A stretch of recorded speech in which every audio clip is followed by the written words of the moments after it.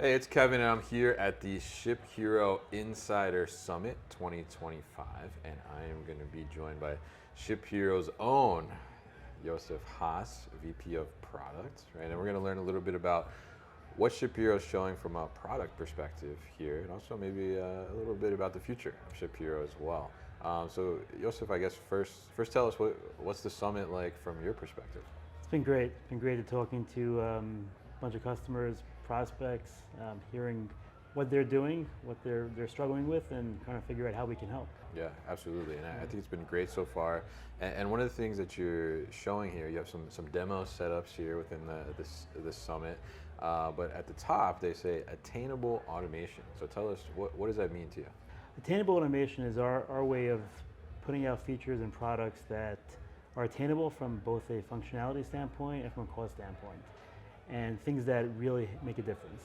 So things like our pick to light and pack to light, we're seeing just by adding lights to the carts, 10% decrease in time and significant decrease in mistakes. So these are not big installations that cost hundreds of thousands of dollars to put in. They're relatively inexpensive and they make a big difference. Yeah, absolutely. And you did a hands-on demo here with a bunch of people, right? I think you have 4 different stations, and you're showing the pick to light, pack to light, and receive to light. Receive to Right? light, So, right. so tell us a little bit about those different components and how they kind of all can work together in the same flow. Yeah, so receive to light is really for sorting when you have mixed boxes. So think apparel where you get a box of a bunch of t-shirts that are just mixed in different sizes, different colors. So using lights to help you sort it.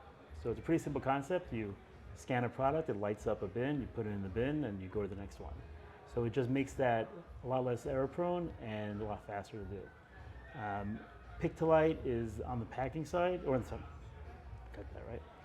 Pick to light is on the picking carts. When you're picking an order, you scan the item and it lights up the tote to put it in. So instead of finding the correct tote, you just light it up. And really, I found that until you try it, it's hard to even describe how much easier it is to put the item in the right tote when it's lighting up. So really great improvement there. And pack to light is for what we call our direct pack stations, where we kind of cut out the picking process. So if you have a low SKU count order mix, but high volume, you put the SKUs all around the packing station, pull up an order, and it lights up what to take. So there's no searching for the right products, there's no trying to find the right bin.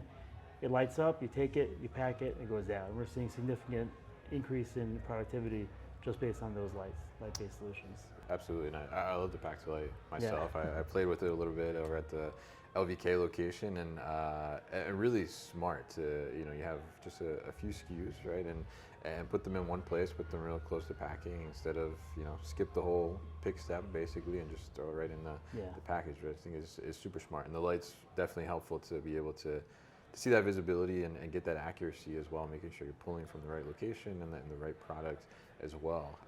So I'm curious, what has been some of the feedback here? Well, it's been great. I mean, we have a number of customers that are using it already, and they've loved it. We've had customers that wanted to start small, give me a few setups for my carts, and a couple of days later, I need 10 more. It's because they see the value in it, and it's easy to set up. It's quick to get up and running, and it's really been great. Again, like it's attainable. It's not a multi-day process where you have to train new processes and a lot of new hardware. It's a pretty small upgrade, but it makes a big difference.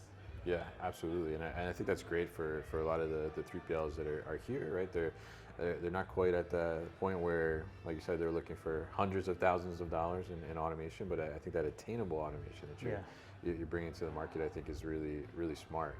And now tell us too, there's a controller as well, right? That's on the pack stations here. So tell us a little bit about that. So in our warehouses, we focused on removing the keyboard and mouse from the packing station, just to give the packer focus. Like, do what you have to do. You hit buttons when you need to do something.